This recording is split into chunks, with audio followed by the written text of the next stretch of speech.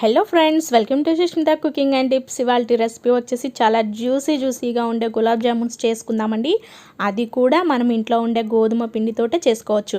ఇక్కడ నేను చేసినట్లు కనుక మీరు చేశారంటే అచ్చం మనం బయట తీసుకొచ్చుకున్న గులాబ్ జామ్ పౌడర్ తోటి చేస్తే ఎలా ఉంటుందో సేమ్ అలానే ఉంటుంది.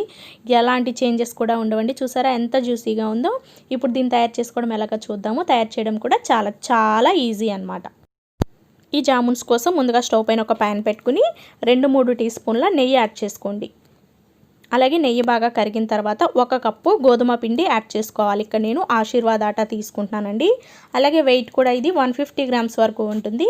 ఇప్పుడు చక్కగా ఈ నేతిలో మనము ఫ్లేమ్ని లో ఫ్లేమ్లో పెట్టుకుని ఈ గోధుమ పిండిని చక్కగా ఫ్రై చేసుకోవాలన్నమాట. దోరగా వేయించాలి. ఎర్రగా మాడనివ్వకుండా ఇలా కలుపుకుంటూ లో ఫ్లేమ్లో ఫ్రై చేసుకోవాలి. ఇలా ఉండల్లాగా ఉంటుందండి. నెయ్యి మనకి ఇట్లా గడ్డగట్టినట్లుగా అవుతుందన్నమాట. కాబట్టి గరిటతోటే మనం ఇలా మ్యాష్ చేసుకుంటూ చక్కగా పొడిలాడే వరకు ఫ్రై చేసుకోవాలి. ఇది మనకి ఫ్రై అవ్వడానికి ఒక 6-7 నిమిషాల వరకు టైం పడుతుంది. ఎందుకంటే మనం లో ఫ్లేమ్ మీద చేసుకుంటున్నాం కాబట్టి. గోధుమ పిండి బాగా ఫ్రై అయితేనే మీకు జామున్స్ అనేటివి టేస్ట్ వస్తాయండి. చూడండి, ఇప్పుడు మనకి ఇది కలర్ కాస్త చేంజ్ అయింది కదా. ఇంకొక 2 నిమిషాల పాటు దోరగా ఫ్రై చేసుకుంటే మనకి ఈ గులాబ్ జామున్ పౌడర్ అనేది రెడీ అయిపోతుంది అనమాట. లో ఫ్లేమ్ మీద చేసుకోవాల్సి ఉంటుంది. చూడండి, మనకి ఇలా వస్తే సరిపోతుంది అనమాట. మీరు లో ఫ్లేమ్ మీద నార్మల్గా ఒక 5-6 నిమిషాలు ఫ్రై చేసుకున్నా సరిపోతుంది. ఇప్పుడు మనం స్టవ్ ఆఫ్ చేసేసి ఈ పౌడర్ని ఇలా వదిలేయకుండా ఒక ప్లేట్లోకి తీసుకుని చల్లారనివ్వాలి. ఒక 5 నిమిషాల పాటు చల్లారనివ్వాలి. ఈ ప్యాన్లోనే ఉంచేస్తే మీకు మాడిపోతుందండి పిండి అనేది. కాబట్టి వేరే ప్లేట్లోకి ట్రాన్స్ఫర్ చేసుకోండి. ఇలా బాగా చల్లారనివ్వండి. ఇప్పుడు ఇది మనకు వచ్చేసి చల్లారిపోయిందండి. మీకు కలర్ చేంజ్ అయింది అని అనుకోకండి. నేను కిచెన్ నుంచి పక్కకు తీసుకొచ్చేసాను అనమాట. బయటికి తీసుకొచ్చిన తర్వాత ఈ కలర్లో కనిపిస్తుంది మీకు అంతే.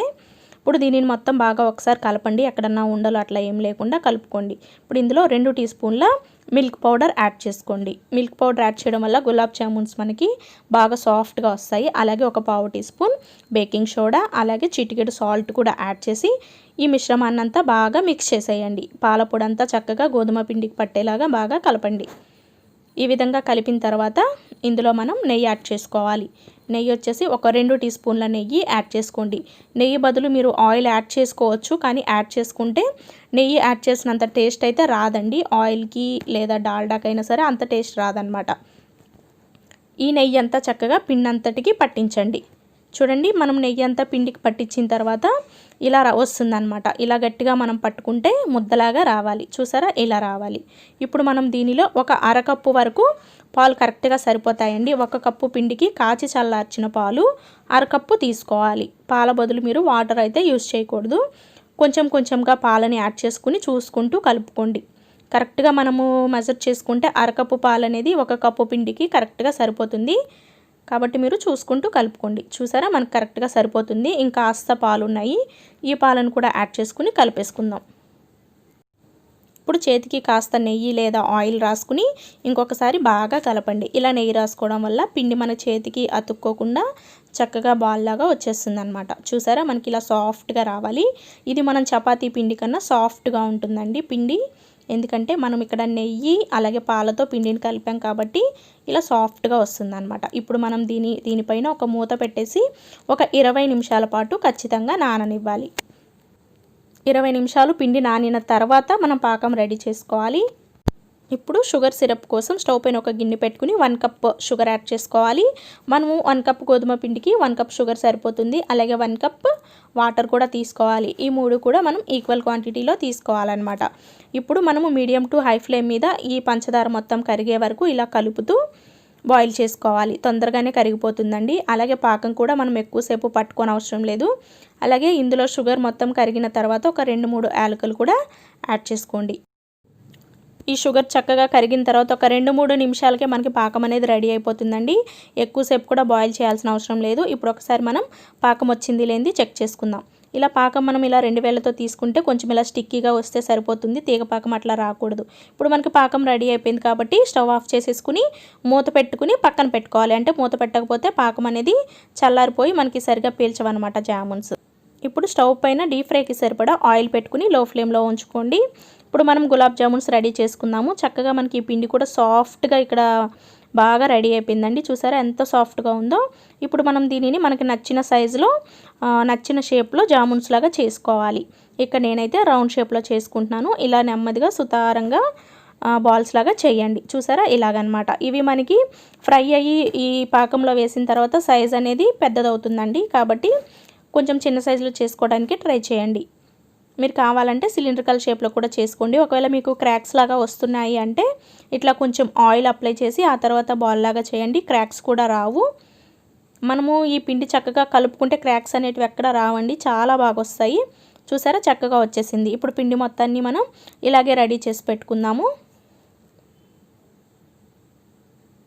చూడండి ఇక్కడ నేను అన్నీ రెడీ చేసి పెట్టేసుకున్నాను అనమాట. ఇప్పుడు మనం వీటిని ఫ్రై చేసుకుందాము. అలాగే ఆయిల్ వచ్చేసి మనకి మీడియం హీట్ మీదే ఉండాలండి. హై హీట్ ఉంటే మీకు ఇవి తొందరగా మాడిపోయి లోపల సరిగా ఫ్రై అవ్వవు అనమాట. కాబట్టి ఇప్పుడు ఒక్కొక్కటిగా ఈ ఆయిల్లో జామున్స్ అన్నీ యాడ్ చేసుకోవాలి. ఇలా జామున్స్ వేసిన తర్వాత మనం వెంటనే గరిటెతోటి కలపకుండా ఇట్లా మనము ఈ ఏదైతే కడాయి ఉందో కడాయిని నెమ్మదిగా తిప్పాలి. ఇలాగా చూసారా, ఇలా తిప్పితే మీకు జామున్స్ అన్నీ కూడా ఈవెన్గా ఫ్రై అవుతాయండి. అలాగే ఫ్లేమ్ వచ్చేసి మీరు లో ఫ్లేమ్లో పెట్టుకోండి. హై ఫ్లేమ్లో పెట్టినా సరే తొందరగా మాడిపోతాయి అన్నమాట. లో టు మీడియం ఫ్లేమ్ మీద మీరు అడ్జస్ట్ చేసుకుంటూ ఫ్రై చేసుకోండి. చక్కగా ఇలా కొంచెం జాగ్రత్తగా కలపండి. నెమ్మదిగా కలిపితేనే జామున్స్ మనకి రౌండ్గా మొత్తం చుట్టూ కూడా ఈవెన్గా ఫ్రై అవుతాయి అన్నమాట. చూసారా ఎంత చక్కగా మీకు ఫ్రై అయిపోతున్నాయో. ఇప్పుడు మనకి ఇవి చక్కగా ఫ్రై అయిపోయినాయండి. కాబట్టి తీసేసుకుందాము. తొందరగానే ఫ్రై అయిపోతాయి. ఒక 2-3 నిమిషాలకే మనకి జామున్స్ కూడా ఫ్రై అయిపోతాయి అన్నమాట. ఇలా గోల్డెన్ బ్రౌన్ కలర్ వచ్చాక వీటిని మనం తీసి డైరెక్ట్గా పాకంలో యాడ్ చేసుకోవాలి. వేడిగా ఉన్నప్పుడే వేయాలండి. పక్కకు తీసుకున్న తర్వాత వేస్తే సరిగా పాకం పీల్చుకోవు.